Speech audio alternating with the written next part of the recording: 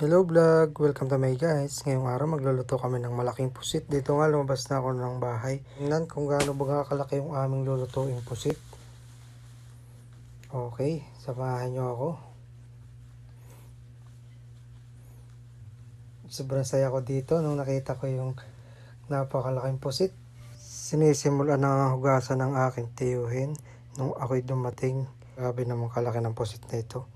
Kasarap na rin gataan, kaya naman naisipan namin ito'y gataan na laang. Dito nga ay tinatanggal na rin buto. Ito daw yung pwedeng ipakain sa mga ibon. Yan, pagkatapos tanggalin ang buto, hinugasan ulit ng matadtad na baga ito. Ay na may gagawin lang namin, kakalahati ng aming lulutuin. Ito lang ang ulo at hindi naman namin kaya ring ubusin. Pagkatapos hugasan ng 10 bisis, nilagyan na namin na rin ng Sprite. At ari daw masarap pakuluin sa Sprite at palambutin nang lumabas ang tamis.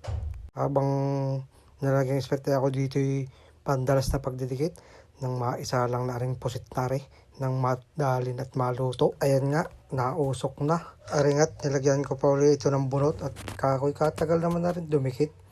Kaya pinaspasan ko at nilagyan ko ulit ng maraming papel. At nang makalipas nga ng ilang minuto yan, may daig na ito. Sinalang ko na dito yung ulo ng pusit. Habang nag-aantay ng pagluluto at ng pagpapalambot ng pusit, dito nag-exercise muna ako.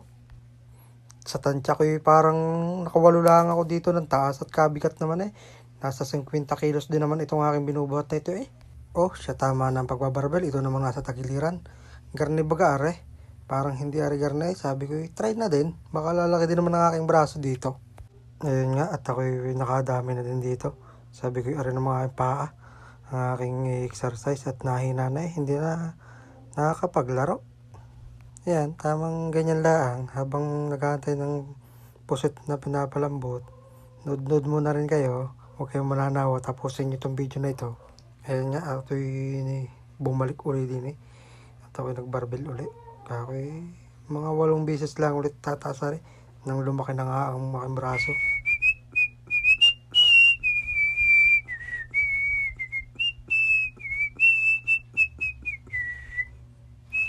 Tama na sipol. Ari tinignan ko muna kung ari lumambot na baga. Ayun nga't nakakulo na. Mga ilang minuto na lang ito. Wala akong mailagay ng magandang kanta. Ako sisipol na lang. Kaya okay na rin para hindi copyright.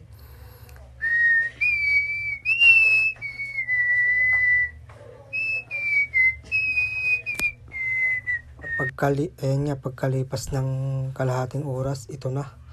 At wari ko'y malambot na ito. Ayan, okay na yan. Kaya balik sa sipol ulit tayo.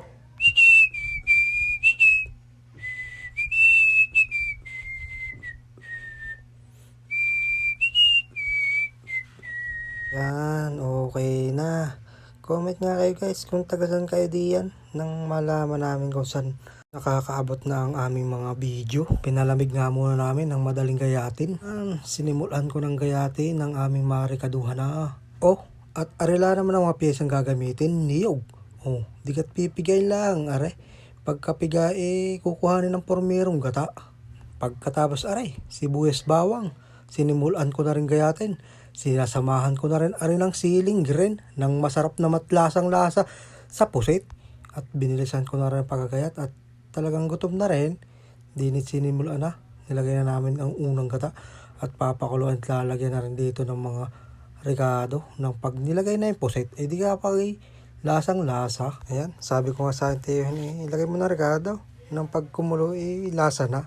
Nang pag nilagay na yung pusit, dikit agad. Lasang lasa agad sa laman. Napakasarap. Yan, ito na nga yung aking mga ginayat. Di kadami din. Dadalawat naman kami kakain din Di solve na. Dito, nilagay ko na rin mga pusit. Nang okay na pagkulo. Sabay hango, sabay kain. Okay, sipol ulit.